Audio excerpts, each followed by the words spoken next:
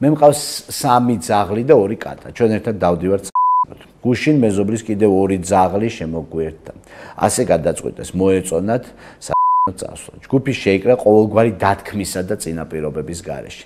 არც ქცევის კოდექსი, არც ამოქმედა გვეგმა არ დაგვიმტკიცებია როლები და ფუნქციები კი უსიტყვოდ გადანაწილდა. ნათელი იყო რომ ადამიანი არის მარშრუტის დამდგენი, პატარა ლეკვები ბაძავდნენ უფროს ძაღლებს და იმით ინტერესდებოდნენ, რაზეც უფროსები ამახულებდნენ ყურადღებას. მერე ბუჩქებიდან დიდი კავკასიური ნაგაზი გადამოხდა და ლეკვებიც ჩემს ირგვლივ დაცულად დატრიალდნენ. ასე 1-2 საათი.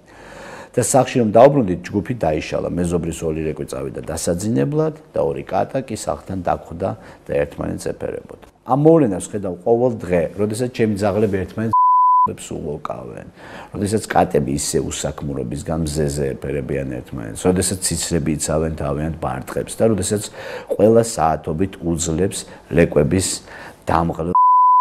ამის შემხედველად სულ მაინტერესებს, სად ნახეს დიქტატურის, უზნეობის, გარყვნილების, ცბიერების მაგალითი ორველმა ან ეზოპემ ან კრილოვმა. და რა ცხოველებში ტრიალებდნენ.